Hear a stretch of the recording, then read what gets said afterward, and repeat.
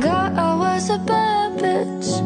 বড় পর্দায় ফেরার প্রস্তুতি নিচ্ছেন তিন নায়িকা অপু বিশ্বাস, বিদ্যা সিনহা মিম ও তানিয়া বৃষ্টি।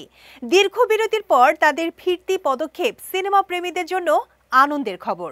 অপু বিশ্বাস সবশেষ অভিনয় করেছিলেন 2022 সালে লাল শাড়ি সিনেমায়। এবার তিনি ফিরছেন একই পরিচালক বন্ধন বিশ্বাসের নতুন সিনেমা সিক্রেটে। অপুর বিপরীতে অভিনয় করবেন আদর আজাদ। শুটিং ডিসেম্বর থেকে শুরু হবে। অপু বিশ্বাস জানিয়েছেন, দর্শকের প্রত্যাশা মেটাতে সর্বোচ্চ চেষ্টা করবেন তিনি। শোনা যাচ্ছে এই জুটি আরও একটি সিনেমায় কাজ করবে। নতুন বছরে সিনেমা হলে ফেরার ইঙ্গিত দিয়েছেন বিদ্যা সিনহা মিমও। তিনি ইতোমধ্যে অ্যাকশন ঘরানার নতুন সিনেমার শুটিং শুরু করেছেন, যেখানে তার নায়ক আরিফিন শুভ। এটি তাদের তৃতীয় যৌথ সিনেমা। 2026-এর রোজার ঈদে সিনেমাটি মুক্তির পরিকল্পনা আছে।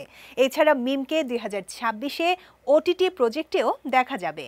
6 বছর পর বড় পর্দায় ফিরছেন তানিয়া বৃষ্টি। রায়হান খানের পরিচালনায় তৈরি হয়েছে তার নতুন সিনেমা ট্রাইব্যুনাল।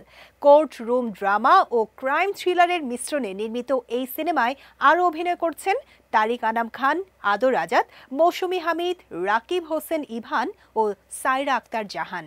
এই তিন নায়িকার বড় পর্দায় ফিরে আসা ঢাকাই সিনেমায় নতুন প্রাণ যোগ করবে এবং দর্শকদের প্রত্যাশা মেটাতে গুরুত্বপূর্ণ ভূমিকা রাখবে বলে অনেকেই আশা করছেন।